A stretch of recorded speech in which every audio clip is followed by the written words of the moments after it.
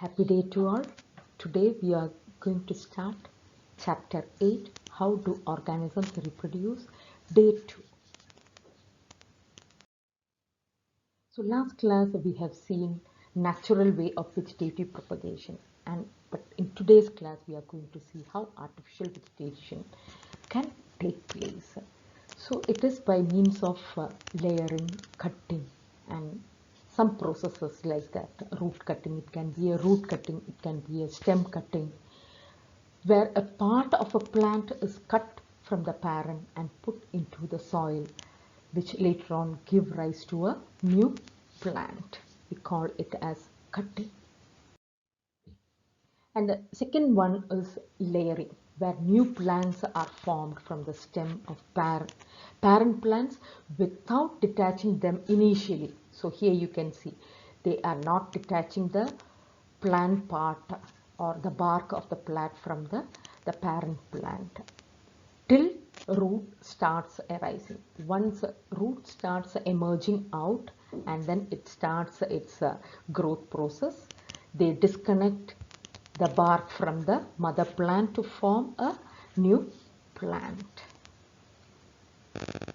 And this layering can be of air layering or mound layering. So mounding the soil and then making the bark part to produce roots, and then they get disconnected from the parent one.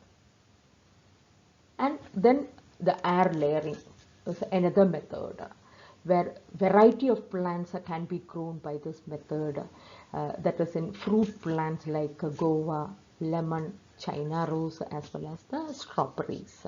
Layering can be done. Next one is the grafting one. So nowadays most of the nursery plants that we get, that is a rose plants, is by means of grafting. So the stem they'll cut from two different plants and then attach to grow as a single plant. And they can improve the quality. Why they are doing grafting is so they can improve the quality of certain plants. And part of the plant cut, we call which is getting attached to the part of the other plant, we call it as the scion, and the other one is the stalk. Stalk will have the roots, whereas the scion will be the plant which can provide yielding, or that is the fruits or flowers and so on. And we call it as grafting. And recently for newly emerged culturing of tissues, that is the basic nature of plant tissues, we call that a tendency as totipotency, where the plant tissues can produce millions of similar cells, and it can, from those cells, similar cells, they can, when they use all culturing medium for the growth and development of that plant, they can develop into a new plant. And we call culturing of similar cells, we call it as tissue culture, and cloning those tissues to form new plants, we call it as a cloning tissue system. And it is expensive, and also they can produce thousands of similar plants with disease resistant plants, and also with many guaranteed characters they can produce. That is why they opt the cloning tissue or the tissue culture. Next, it is so we have come to the end of the asexual reproduction. Now we are moving on to the sexual reproduction, where mode of reproduction in the new individuals are being formed by two parents, and where fusion of male and female gametes will give rise to a new organism. New individuals, they are not identical because they receive gametes from two different organisms, that is parents. And there can be variation, there should be variation, and here the mode of reproduction will be slightly slower when we compare that with the asexual mode of reproduction. And why sexual reproduction? That to incorporate. So we said variation is good for getting new species or formation of new species. So to incorporate this variation in species, which in turn they will ensure the survival of that organism or those species in this universe. And each individual in a species has its own uniqueness as well as identity, except the twins. Other than twins, we cannot identify. There will be slight difference or variation in each and every organism which have been formed for a same or similar parents. So for that, for sexual reproduction, I said male and female gametes need to be formed. Or what are these gametes? They are nothing but the sex cells, where in some organism, the male as well as the female gamete, they are identical to each other. In lower animals like chlamydomonas, we cannot identify whether this is a male gamete or a female gamete. It looks exactly similar. While in some others, the male as well as the female gamete, it differs in human sperm and human egg or ova, that we are going to learn in this class only. So they differ each other, and one will be static, it will not move, or mobility will not be seen. That is, in male gamete, they are motile, they should move in search of a female gamete for the fusion process. And the fusion of male and female gamete they give rise to a new organism. So next, it is now we know what is sexual reproduction. We are passing on to the sexual reproduction in plants. And the main reproductive organ of a plant, it is a flower. So here you can see the lateral section of a flower. And flowers are of two different types. They can be unisexual. Uni means single. They can be unisexual or it can be bisexual. What do you mean by unisexual? In one, either male or female reproductive part is present in it, in that organism or in that individual, we call in that plant. It can be male plant or it can be female plant, and they can produce only male plant can produce only male gametes and female plant can produce only female gametes. Example, papaya, watermelon, etc. So here you can see the image of a watermelon, male as well as the female plant. So the first one is the male plant, the second one it is the female plant, the ovary, bulged ovary part you can see. So after fusion, it develops into a fruit and then seeds will be formed inside. And the second type, they are the bisexual flower, where in the same plant we can see both male gamete as well as the female gamete. Example, mustard, China rose, or we can say hibiscus rosa sinensis. Now we should know what is the significance of asexual reproduction. They are easier as well as the faster mode, we can say. Seedless plants can be grown and desired traits can be preserved through generation. We have seen tissue culture and the cloning. And new plants formed, they are genetically identical to that of the plants, and they are more prone to diseases because they lose their resistance over a period of time, and there won't be any genetic variation. And if it is a sexual reproduction, it's a slower process when compared to the asexual reproduction, and the genetic variation is seen or drastic, and they are less prone to diseases. Now we should pass on to the structure of flower. So we know it consists of the stalk, which can hold the flower. Then we have the thalamus part, the bulged part or the receptacle, the swollen upper portion of the stalk. We call it as the thalamus, and inside the thalamus embedded are the petals. Petals are brightly colored or different colors in order to attract the insects. Red color, purple color, white color, that is all night plant flowers. They have white colored flowers.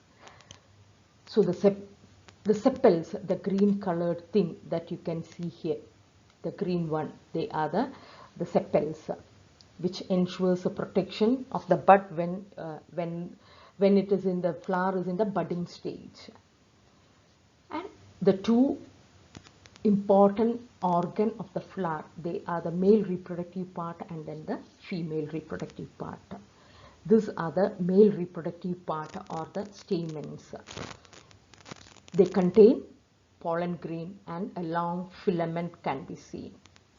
And inside the anther, they have pollen grains, which are the male reproductive part. The second part is the female reproductive part, where you can see all 1, 2 and 3, where they have the ovary with the ovules inside, and then the style, and then the stigma. So this constitutes the female reproductive organ, and this constitutes the male reproductive organ. The structure of a stamen and carpel or carpel. So we can see, so anther, so the male reproductive organ, the stamens, which comprises of anther and then the filament, and inside the anther we have the pollen sac, which contains pollen grains. And so this is the structure of a stamen with the anther and a filament. And this is the structure of a carpel or the female reproductive part, which consists of stigma, style, and then the ovary with ovules inside. Stigma, style, ovary, and the ovule will be inside it. And now we should know how the sexual reproduction occurs in plants. So the first step, it should be the transfer of pollen grains. And the process of transfer of pollen grains, we call it as pollination. So the transfer of pollen grains from the anther to the stigma. And the pollination are of two types: self-pollination, which takes place in the same flower, or it can be from one flower to another flower of the same plant or different plant of the same species. We call it as cross-pollination. And self-pollination, same flower, they can be bisexual only, where both male and female reproductive organs should be present in the same flower. Then only they can enhance self-pollination. And cross-pollination, they can be unisexual flower as well as bisexual flower also. It can happen by means of different agents to transfer the pollen grains from the anther to the stigma. And these pollen grains can be transferred by pollinating agents like wind, water, insect, as well as birds. So here you can see the insect, when it comes for taking nectar, it moves from one flower to another. The pollen grains get stuck to the body parts, and when it moves to the next flower, it can accidentally fall on the stigma and complete its fertilization. That is, it can start its fertilization process. So now we have seen how the pollen grains are being transferred. And after transferring, what should take place? It is the fusion of the pollen grains. That is the pollen with the egg. We call it as fertilization. And after the fertilization, when male gamete fuses with the female gamete, we get a zygote, or a zygote is formed. And so to define fertilization, it can be defined as the fusion of a male gamete, that is the pollen, with the female gamete, that is the ovum, to form a diploid zygote. And here in the shoe flower or hibiscus, double fertilization takes place. What do you mean by double fertilization? It's a complex fertilization mechanism which are seen in the flowering plants. That is, the female gametophyte will fuse with the male gamete, forming double fertilization. So the one gamete will fuse with the egg cell and the other one to form the endosperm. For supporting the growth and development of the fruit, as well as for the formation of a seed, which support the germination of a seed will take place. We call it as double fertilization. Twice fertilization takes place. Now we should see how seeds are being formed, where the zygote, they get repeatedly divided to form the embryo, and then the ovules, which have the thick covering of seed coat, thick coat to form the seed. When the ovary ripens, it becomes the fruit, and the ovules becomes the seeds. And each ovule which will develop into a seed, and seeds are of two types. One is endospermous and the other one is without endosperm. Or the food reserve. What do you mean by endosperm? Endosperm is how the food reserves are being stored outside the embryo. Like example, it is a rice as well as maize. So the food reserves will be within the leaves of the plant embryo for the developing during the process of germination process.